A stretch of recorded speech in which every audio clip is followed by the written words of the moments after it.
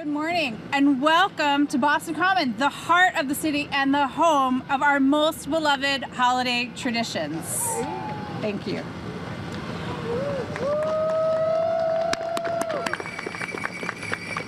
We're so excited to celebrate the 54th year of Nova Scotia's annual tree donation, marking 108 years of friendship between our two communities.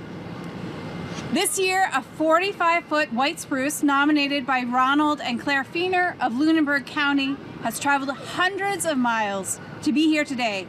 We're honored to welcome it to its final destination right here near the Boston Visitor Center.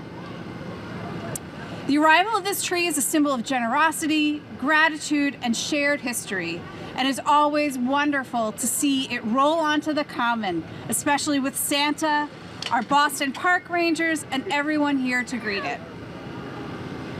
I was fortunate to attend the last week's tree cutting in Nova Scotia and meet the Feener family who planted this tree in their yard over 40 years ago.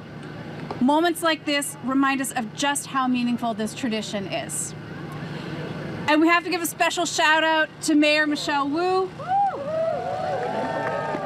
who also made the trip to Nova Scotia earlier this month and actually helped cut down this very tree.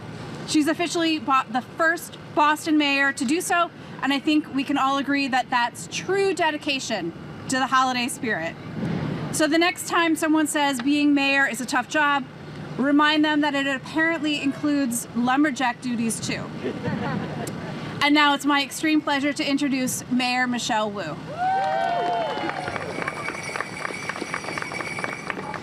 Good afternoon, everyone. Happy start to the holiday season, and thank you so much to our incredible parks team led by Kathy Baker Eclipse, Chief Brian Sweat, and all of our city team members who work hard 365 days a year every season to make sure that our parks are beautiful and accessible and home for everyone. But they do become especially beautiful as the weather gets colder and as our holiday season kicks off. I want to thank a few of our special guests who are here with us today as well.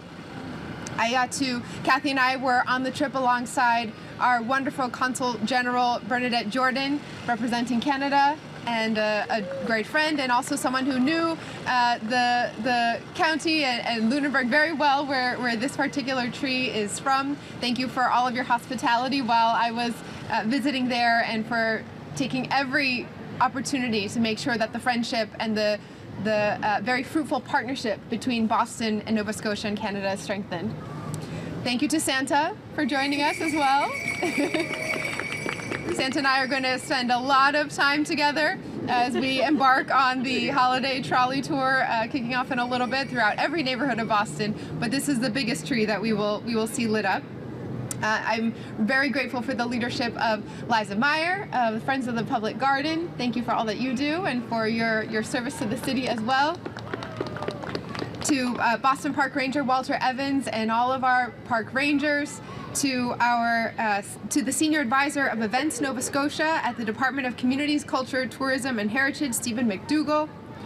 And thank you so much to all of our students, especially, who are here with us today. I saw them all getting ready for the holidays. So as you heard, this special bond is one that lasts more than a century, but feels especially meaningful today. And for me, that's because my family and I got to see firsthand what it means to the people of Nova Scotia to be part of this relationship and connection that we've had. Everywhere that I went, from the customs officers at the airport, to the team members at the hotel, to new friends that I was making on the streets of Halifax, everybody knew the story of the Tree for Boston. And the warmth, hospitality, and generosity of spirit that surrounded my family and me and our team up in Halifax and in Nova Scotia is something that I will never forget. So thank you from the bottom of my heart once again to the people of Nova Scotia for continuing our very special neighborly bond throughout good times, throughout complicated times, and throughout generation after generation of friendship. Thank you so much for standing with Boston. We stand with you.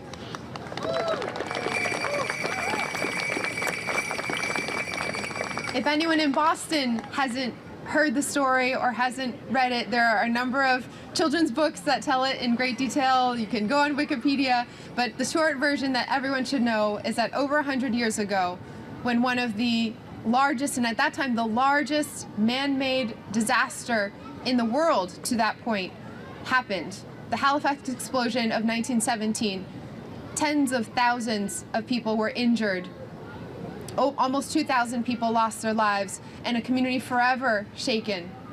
Boston was the first community from outside Canada to send relief. Within 12 hours of finding out what happened, a train of medical personnel, supplies, and the bottling up of Boston's spirit set out to try to provide relief for our northern neighbors. And through a snowstorm, through very difficult journeys up there, the train made it and made a difference in providing that bit of emergency relief that was needed. Nova Scotia never forgot, and these bonds will continue to persist no matter what's happening in every other part of the world. Every winter, the most beautiful tree in the oldest park in America is lit up to the delight of all of our Boston families in celebration of this partnership and in celebration of the holiday spirit. This is a gift that lights up our common and lights up our hearts, honoring our partnership and friendship. So to Consul General Jordan, to Premier Houston, to Mayor Fillmore, and the people of Halifax and Nova Scotia, thank you for keeping this bond alive. I also want to thank Ronald and Claire Feener as well, the incredible couple and the family who had a dream that one day a little sapling might become a very special gift and part of this connection between our two communities. They are wonderful people. I was delighted to meet them and can't wait to see them again in a couple weeks when we do the official lighting here. And thank you to everyone who made sure that this beautiful tree got here safely. From that first cut in Martins Brook, to the Boston Police Department escort from Bill Ricca, all the way to here. Thank you to the folks in Lunenburg County for all of the preparation year after year. I think I got maybe a little bit of a secret sneak peek when the Department of Natural Resources team showed me a contender for next year's tree. They're already planning ahead to the next year, and it looks just as gorgeous as this one. So to Boston, to Nova Scotia, and to the world, what we're doing here is not just celebrating the holidays. We're reaffirming Boston's connection and partnership to our friends through these difficult times as well. And so in 2025, in 1917, and far into the future, we are going to continue to honor the bonds that have brought our communities close together and given our communities that extra sense of celebration, holiday spirit, and hope for the future together. We're also working to deepen this bond in the years ahead as well. And so I had the chance to meet with several of the hubs of innovation and economic prosperity and economic development that were happening in Halifax and in Canada. We look to bring some of those learnings here and continue working together. They are one of our biggest trade partners. And again, at the city level, at the local level, we remember our friends. We're going to stand together and support each other. We've had each other's back for over a century. I hope that everyone will come out when we celebrate this special lighting. So mark your calendars, December 4th. We will have a holiday spectacular, welcome our friends from Nova Scotia, and welcome all of Boston to enjoy this beautiful gift together. Happy holidays. Thanks for coming out.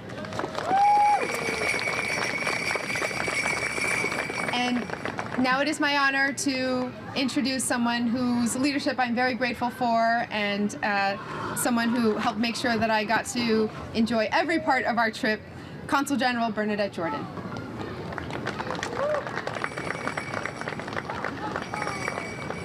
Good afternoon, everyone. I have to say, this is such an honor for me to be here today. As a Canadian, as a Nova Scotian, and as someone from Lunenburg County where the tree was cut. This is a very special moment. This is more than a Christmas tree to people from Nova Scotia. This is a symbol of our enduring relationship between Nova Scotia and Boston. I have known this story since I was a little girl about the tree the tree to Boston. The first one came in 1971, so we we still celebrate it. There's it actually has its own X account. You can follow it. A lot of my friends this week were sending me pictures as it passed through their hometowns and their communities, because it was so exciting for us to see this. So this is the first time that I'm actually going to be here to see the tree lit. It's quite an honor. But I think it's really very, very important to remember why this is so important. Because we were always there for each other. And the people of Boston stepped up in our darkest hour to help the people of Nova Scotia. And we will never forget that. No matter what happens in the world, that friendship is one that will always be important to us. And so I'm very excited to be here today, and I want to thank the mayor's team for inviting me to go with them to Nova Scotia last week. So I was there when the tree was cut, and now I'm going to be here when the tree is lit. I'm here when it arrives. So it's going to be a great couple of weeks, and I want to wish everyone a very happy holidays from everyone in Nova Scotia and in Canada to all of you. Thank you.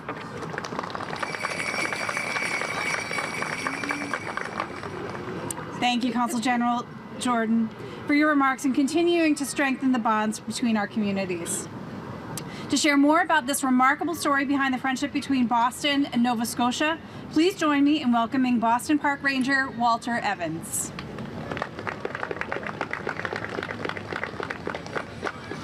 Good morning. So why does Nova Scotia send Boston a Christmas tree?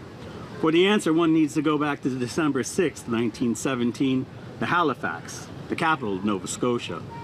The Great War in Europe had just begun its 4th year, and the United States had entered the war months before due to Germany's unrestricted submarine warfare. Vast convoys of ships from Allied nations carrying war supplies and troops rallied in Halifax before making the long voyage to Europe to deliver their deadly cargoes to European battlefields. December 6, 1917 was a clear day. At 8:46 a.m., the Mont Blanc, a French vessel carrying 6 million pounds of high explosives, collided with the Norwegian freighter Imo in the narrow section of the busy harbor between the docks of Halifax and the sparsely settled town of Dartmouth on the opposite shore. Fire broke out on the Mont Blanc.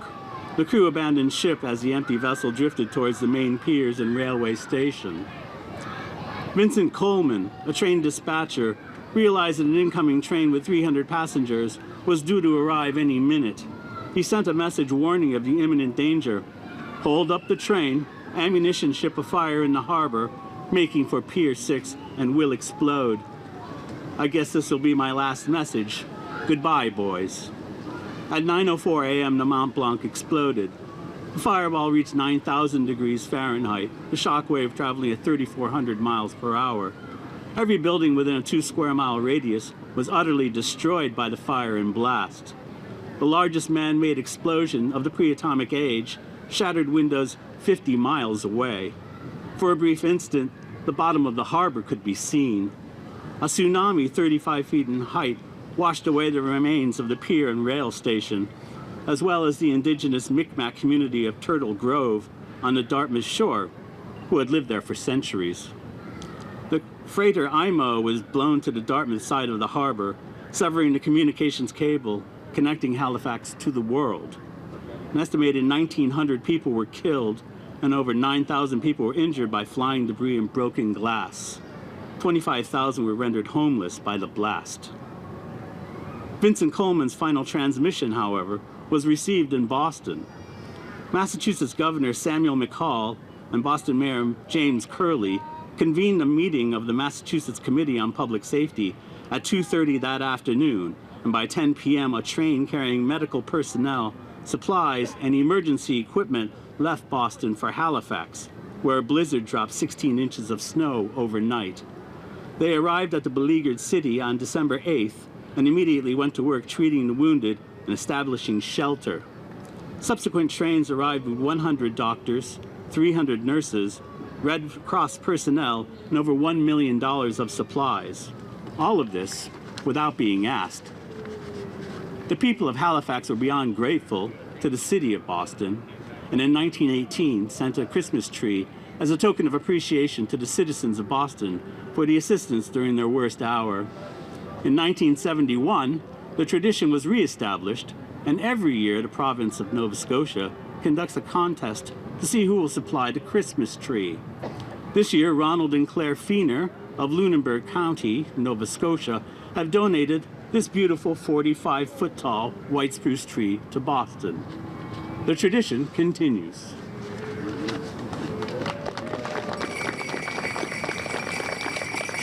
Thank you, Ranger Evans, for reminding us of the deep connection that continues to unite Boston and Nova Scotia after more than a century.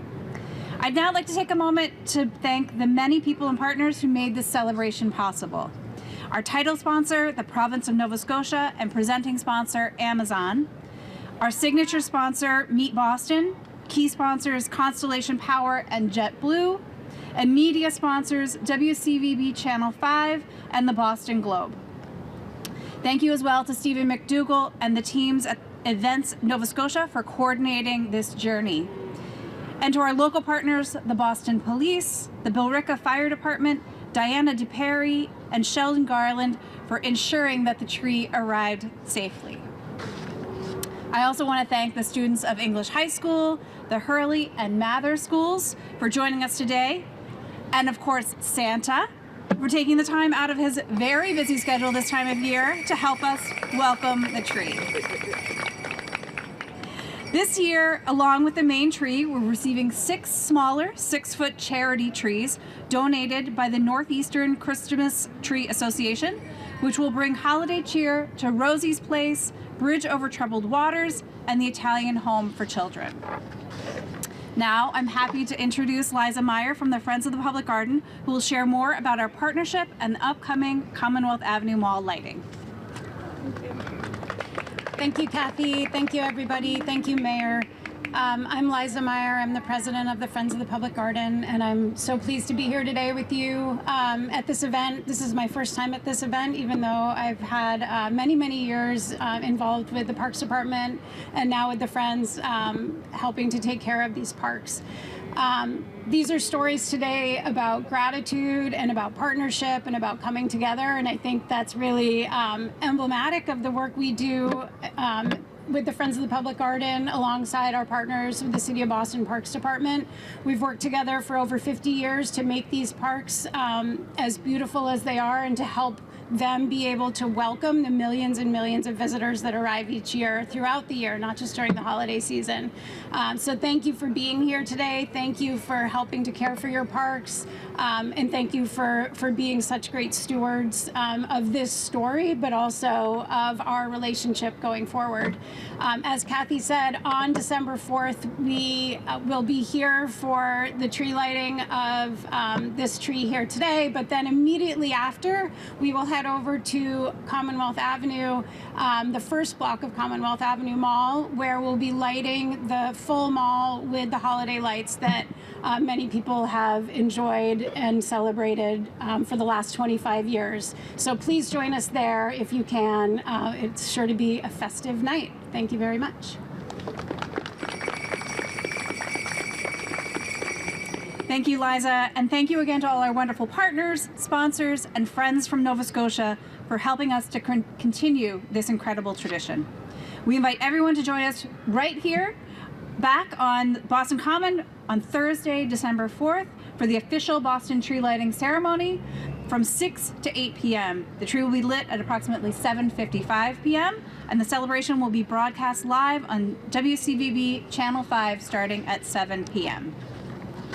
And before I close, I want to encourage everyone to head over to City Hall Plaza directly after this event at noon, where we'll raise the Nova Scotia flag to celebrate the bond between our communities that this tree represents.